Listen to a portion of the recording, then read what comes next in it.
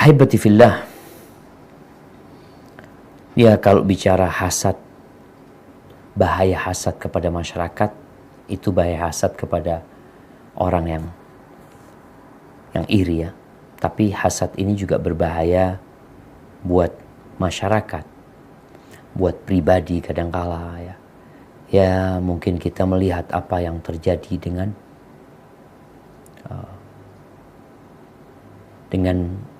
Habil yang tadi kita sampaikan sampai akhirnya dibunuh ya. Jadi memang hasad ini merusak masyarakat, memecah belah umat, menanamkan kebencian, permusuhan. Sebagaimana tadi hadis yang kita bacakan telah berpindah kepada kalian, kata Nabi SAW, penyakit umat-umat sebelum kalian.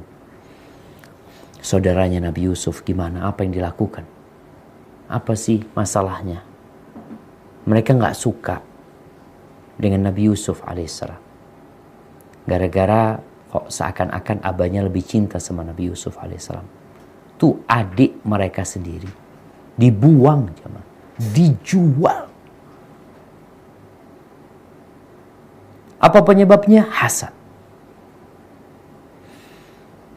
Yang kedua, ya, munculnya banyak kriminal di masyarakat.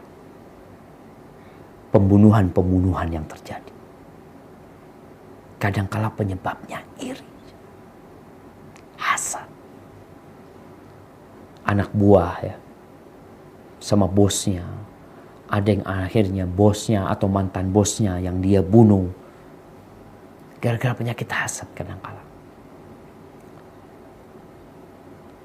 Sihir. Ana punya kerabat, subhanallah ya. Kita tahu sihir ini salah satu dosa besar yang dapat mengantarkan kepada kekufuran. Ana punya kerabat, ana punya bibi sebenarnya. Dia buka warung. Di awal dia punya warung itu buka, itu Masya Allah rame. Tahu-tahu sepi. Nggak ada yang datang. Sampai cerita, rahimahullah dia meninggal dunia. Dia cerita salah satu kejadian. Nih orang, konsumen ini udah turun dari mobil, naik lagi. Udah turun dari mobil, naik lagi berangkat. Sampai suatu hari dia ketemu, kenapa? Kok tutup? Subhanallah, nggak pernah tutup gitu. Ada yang hasad. Tuh orang hasad akhirnya melakukan sihir, datang ke penyihir. Yang itu merupakan salah satu yang mengantarkan kepada kekufuran. Kejadian sama istri ana. Ada toko di Jember ini, toko gudeg. Kalau nggak salah sekali istri ana pernah, bang turun bang kepingin beli. Ya sudah. Ini suatu hari istri ngomong, bang nanti berhenti ya. Nggak pernah buka lagi. Terus berbulan-bulan. Ini suatu hari lihat, oh buka. Turun istri ana. Ngomonglah istri ana sama yang jual. Mbak, kok tutup terus mbak? Kata mbaknya. Dia sampai merinding mengatakan. Katanya dia, mbak ini orang kedua loh. Yang mengatakan itu. Saya nggak pernah tutup mbak. Berbulan-bulan. Ini yang terjadi akhirnya di masyarakat.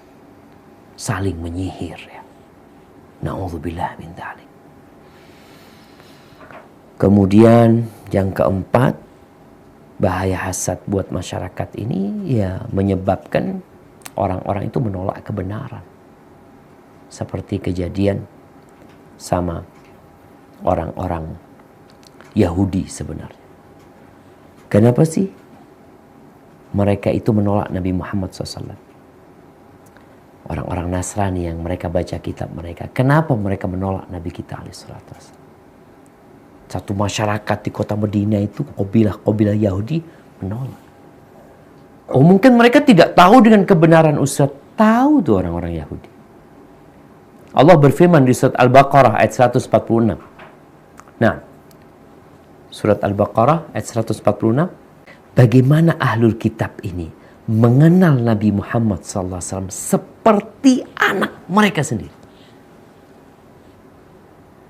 Adakah orang yang lupa sama anaknya, yang lihat, ini siapa ya?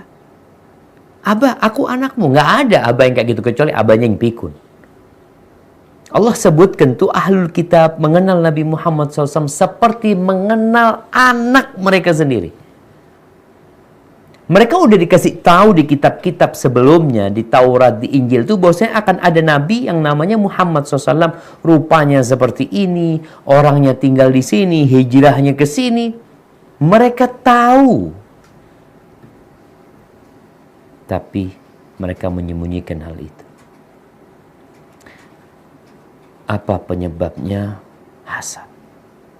Kok nabinya bukan dari kalangan mereka? Kok nabinya dari bangsa Arab? Kenapa? Makanya mereka benar-benar membenci akhirnya Nabi SAW. Dan mereka berkeinginan orang-orang yang masuk Islam ini supaya keluar dari Islam.